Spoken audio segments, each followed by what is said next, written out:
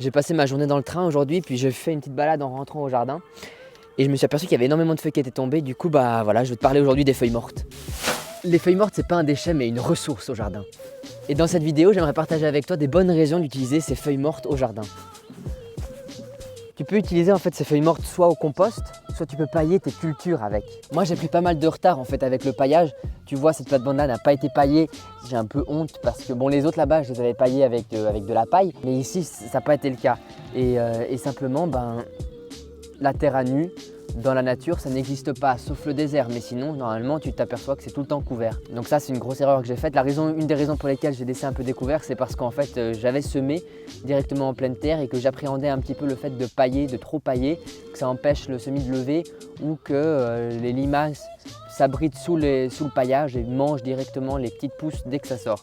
Mais bon, à ce qui paraît justement le paillage normalement n'attire pas les limaces quand c'est du paillage qui est sec, qui n'est pas de la matière azotée en décomposition. Et en parlant de matière azotée, c'est vrai qu'il n'est pas tout le temps recommandé justement de mettre de la tonte de gazon fraîche comme paillage, en tout cas pas trop. C'est vrai que quand tu tonds le gazon, tu t'aperçois que ça chauffe rapidement quand tu fais un tas. Et bien en fait, c'est simplement la fermentation du gazon qui chauffe, qui produit de la chaleur. Et si tu mets ça au pied justement de tes cultures, ça peut faire griller les racines. Donc l'idée c'est plutôt parfois d'aller attendre que cette fermentation se passe avant de le mettre au pied des cultures, ou du moins pas en mettre trop. Mais là on n'a pas trop de risque avec les feuilles mortes parce qu'elles sont à un stade de décomposition déjà un petit peu plus avancé. Alors ici tu vois, je vais mettre une vingtaine de centimètres de feuilles mortes. Ça a plusieurs avantages pour l'hiver. Déjà ça va permettre de faire une couverture sur le sol et donc de protéger toutes les petites bêtes qui vivent dedans du gel. Du moins en surface, parce qu'en dessous, à une certaine profondeur, ça gèle pas. Mais en tout cas, là, c'est vrai que c'est assez vulnérable.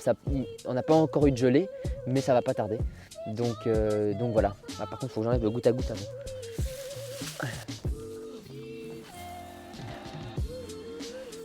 Je vais bientôt devoir faire mes vidéos à la lampe frontale. T'as vu, la nuit tombe tellement tôt maintenant. L'avantage aussi de pailler, c'est que ça fait une niche pour les insectes. Il y a plusieurs insectes, nématodes, des petits vers, des mille-pattes, des vers luisants, des coccinelles qui vont pouvoir venir justement s'abriter dans le paillage pendant l'hiver. Et c'est autant de vie qu'on va pouvoir retrouver au printemps. En plus, l'avantage de pailler directement tes plates-bandes à la place de faire un tas de feuilles sur ton compost, c'est qu'en fait sur le compost c'est hyper vivant. Le compost, tu as des champignons, tu as des bactéries, tu as des microbes, tu as des amibes, tu as des insectes, tu as tout. Et en fait, toutes ces petites bêtes là sont vachement utiles pour le terrain qui est aussi sous le compost. En paillant tes cultures directement, tu invites aussi toute cette vie là justement dans ta plate-bande, et ça c'est vachement précieux. Et en plus tu nourris directement, ça t'évite de devoir charrier ton compost de où tu le fais à ta plate-bande. Bon, après moi je fais quand même un compost pour ce qui est justement les tontes de gazon ou autre, pour pas faire griller les cultures directement. Mais je tombe plus trop le gazon parce que ma tondeuse est en panne. Et donc comme j'avais pas assez de feuilles dans le jardin pour pouvoir pailler toute ma plate-bande, je suis venu dans la forêt chercher un petit peu plus de ressources. Alors oui, je me suis changé parce qu'en fait il s'est passé une semaine entre la première partie de la vidéo et maintenant.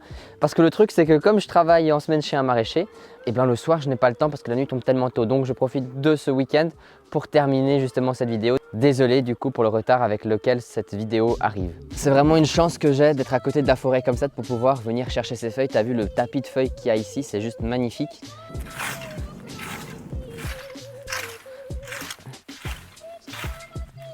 Et ce qui est intéressant justement, c'est que dans la forêt, tu peux aussi observer le fait que le sol est toujours couvert. Déjà, il est couvert par la canopée des arbres et des feuilles à 10-15 mètres du sol, mais il est aussi couvert justement par terre, par les feuilles mortes et par les autres petits arbustes et plantes qui poussent ici. Donc l'idée, c'est de reproduire un peu la même chose au jardin.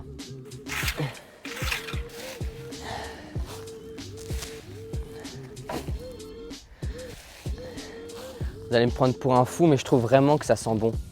On sent vraiment les champignons et la décomposition, toute la vie finalement du sol. Là, il y a vraiment plein de vie déjà dedans. On peut voir, il y a des petits insectes qui se promènent. Tout ça, c'est de la vie qui va se retrouver sur les plates-bandes. Et puis donc maintenant, il n'y a plus qu'à aller poser ça sur la plate-bande.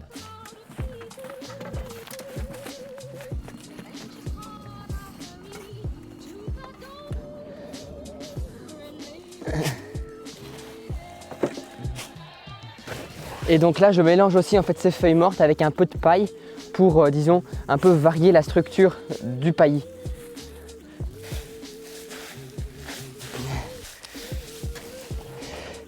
Et une des raisons pour lesquelles je fais ça en fait, c'est parce que la paille, tu vois, donc dans les brins de paille c'est creux.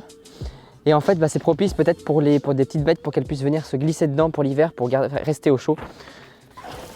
Et puis de manière j'avais cette paille là aussi à mettre. Donc là j'ai mis une quinzaine de centimètres de feuilles et de paille. Et justement ce qui est intéressant, et la nature fait bien les choses, c'est parce qu'en fait les feuilles et la paille sont, tu vois, elles sont brunes, elles sont vraiment chargées en carbone. Pour la décomposition de la matière organique, le processus a besoin d'azote. Et donc cet azote-là, finalement, on va aller le trouver dans le sol pour la décomposition. C'est pour ça que c'est intéressant de mettre en hiver quand tu n'as pas justement de culture sur tes plates-bandes, parce qu'en fait, les cultures que tu vas mettre, les plantes qui vont pousser, ont aussi besoin de l'azote. Donc ça demande quand même, si tu mets du paillage chargé en carbone et en plus des cultures, ça va être vraiment un pompage d'azote très très fort. Donc on va pouvoir dire qu'il y a une faim d'azote justement dans ton sol.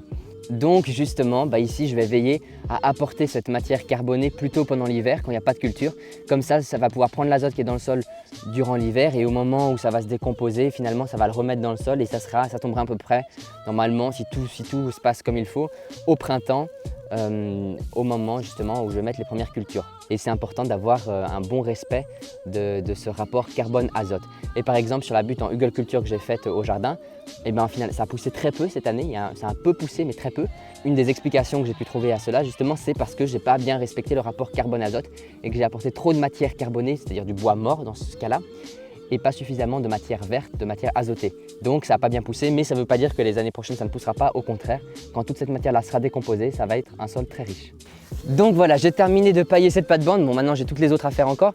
Si tu as aimé cette vidéo, n'hésite pas à laisser un pouce bleu, à la partager, à la commenter. Évidemment, il existe une multitude de manières de pailler le sol. Ici, moi j'ai pris ce que j'avais sous la main, justement ce qu'il y avait au jardin. Donc j'avais de la paille et des feuilles mortes. Dis-moi avec quoi toi tu pailles ton potager. Ça peut être du BRF, de la tonte de gazon, des feuilles que tu as coupées dans tes haies ou autre. Donc voilà, ça m'intéresse de savoir comment tu y procèdes. Si tu as des choses à ajouter justement à cette vidéo, bah, laisse un commentaire en dessous. Et moi je te dis à la semaine prochaine, enfin peut-être pas la semaine prochaine, un petit peu plus avant vu que j'ai publié cette vidéo en retard. Mais donc à très vite pour une prochaine vidéo. À bientôt.